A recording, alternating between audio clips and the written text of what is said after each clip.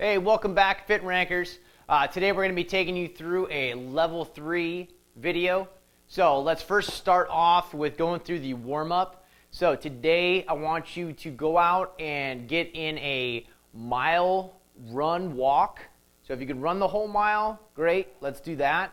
Doesn't matter pace-wise, just do the best you can. If you've got to run walk that mile, that's fine as well. So let's get out there, get that warm-up done, and come on back.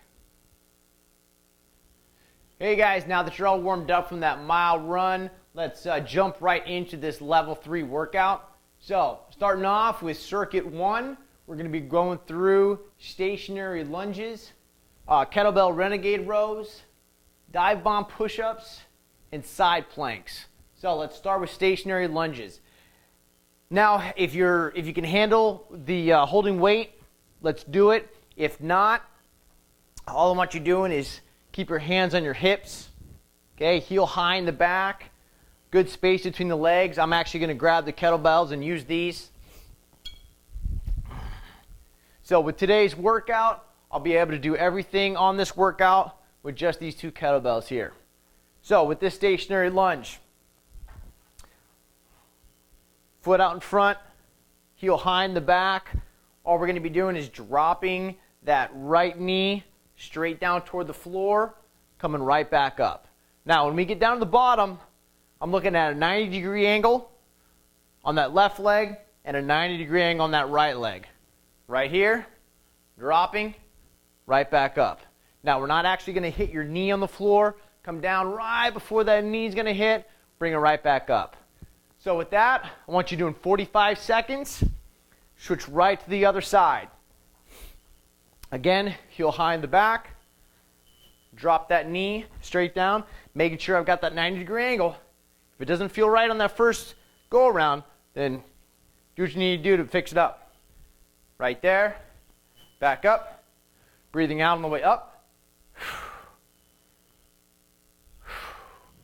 All right, stationary lunge. So that other side, you're going to do that, 45 seconds. They're going to take a 15-second break.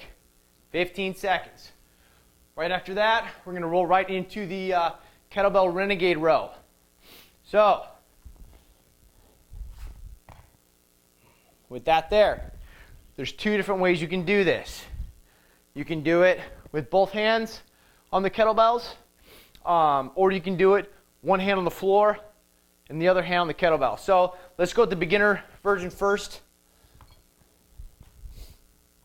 So I'm going to have one hand on the floor, the other hand is going to be on the kettlebell. So good position here. I want my right hand down close to center line of my body. Don't have it too far out. That's going to stabilize you a lot more once this weight comes off the ground. With my legs, I'm going to have them out and wide. So I've got a good base and stable when going through this exercise. Also, I'm going to keep my core tight. I'm not going to let my hips drop down. I'm not going to have my hips pushed way up in the air. Okay, nice neutral spine. Everything stays tight. Everything stays lined up. All right, so let's go down. Hand down here, feet out wide. I've got that hand almost center line of my body. And from here, I'm going to take this kettlebell straight up, squeeze in those lat muscles, right back down, tap the floor, bringing it right back up. Breathing out as I bring the weight up. Okay? Just like that. Once you've hit your 45 seconds, you're going to switch right over to the other side, jump right into it, Same thing here. Left hand is going center line of the body. Legs are wide. Hands gripping here, pulling this guy straight up. Breathe out as you go up. Tap the floor. There you go. So the more advanced way of doing this is to actually have both kettlebells up in play as we do this. So both hands are gripping the kettlebells. Again, I would make sure these kettlebells are closer together, closer to that center line of the body so you can keep your balance. With that, good balance here on the kettlebells. Legs are going out wide. From here, bringing one side up, other side down. Then all we're going to do is alternate to the other side. switching back and forth here.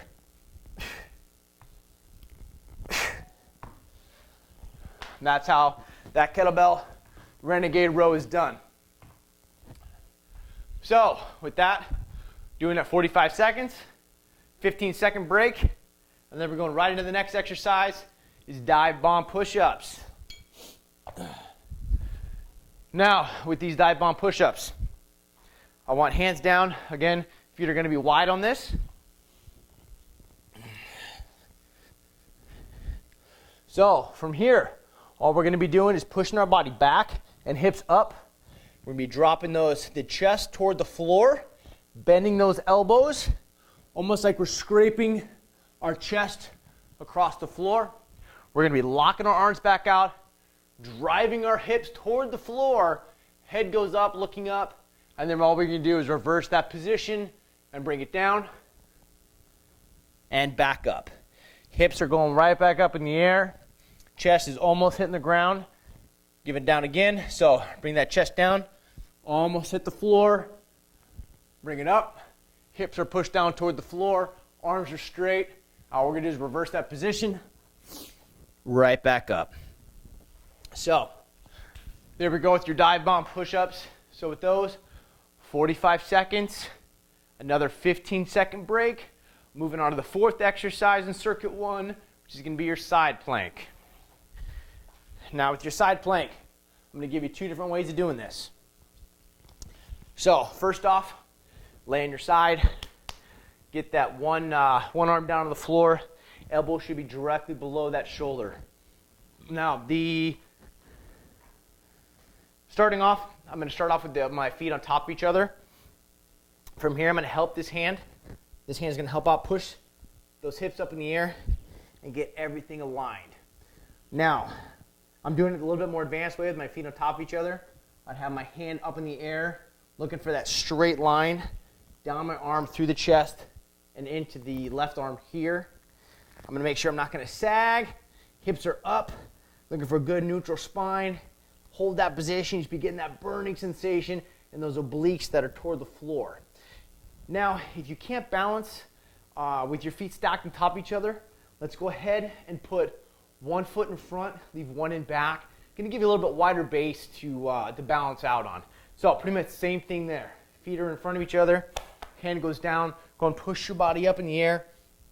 Making sure those hips aren't pushed backwards. Bring them forward, okay? Looking for that good spinal alignment, good body alignment. Arm goes up. Looking for that good alignment here, okay? So, again, on that side plank, you're going to give me 45 seconds on the left side. Flipping over, doing the same thing on that right side. Same exact thing. 45 seconds, both sides. 15-second break. Actually, that'd be the end of circuit 1, so you can take a little bit longer break. You can take about a 30-second break, 40-second break. Go grab some water, wipe that sweat off your face, and then let's roll straight into circuit number 2. Circuit number 2, we're going to start off with the squat thrust. Now, the squat thrust is pretty much a half of a burpee.